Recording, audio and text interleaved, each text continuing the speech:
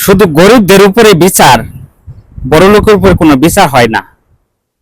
বর্তমান বাংলাদেশে যারা অটো ভ্যান চালায় এদের কি করে বিগু দিয়ে ভ্যান গুলো ভাঙে দিতেছে, মানে মেন রোডে চলতে দিবে না। আচ্ছা মানলাম আপনারা মেন রোডে চলতে দিবেন না, একটা রুলস বাই করেন, তাহলে তারা মেন রোডে গাড়ি নিবে না।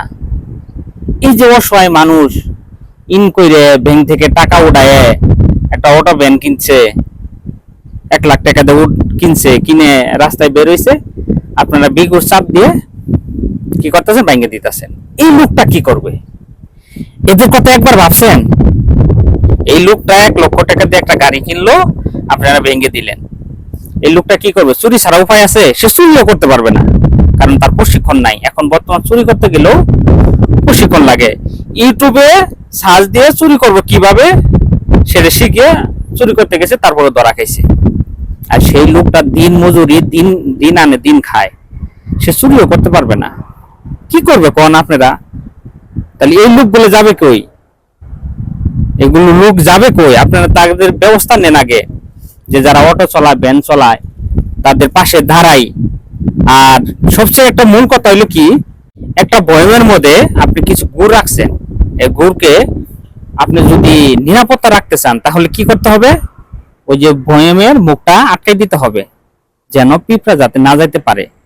আপনি যদি মুখ খোলা রেখে যদি গুড়কে নিরাপত্তা রাখতে চান, পারবেন না। বাংলাদেশে হইতেছে এই অবস্থা।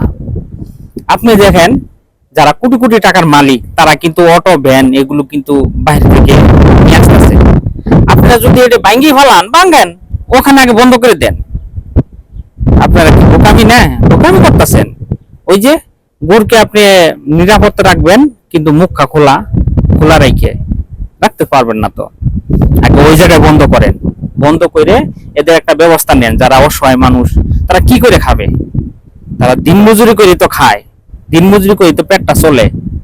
তাদের উপরে যে আপনারা যে কার্যক্রম করতেছেন ঠিক করতেছেন না। অনেকে বলবেন যে ভাই যারা মেন রোডের গাড়ি চলায়, কে ফুটপাতে গাড়ি চলাক, ভাই মানলাম ফুটপাতে গাড়ি চলায়। এখন ফুটপাতে গাড়ি চলার গেলে দেখা যায় ওই যে অটো ভ্যানে ওরম মানে ইনকাম হয় না।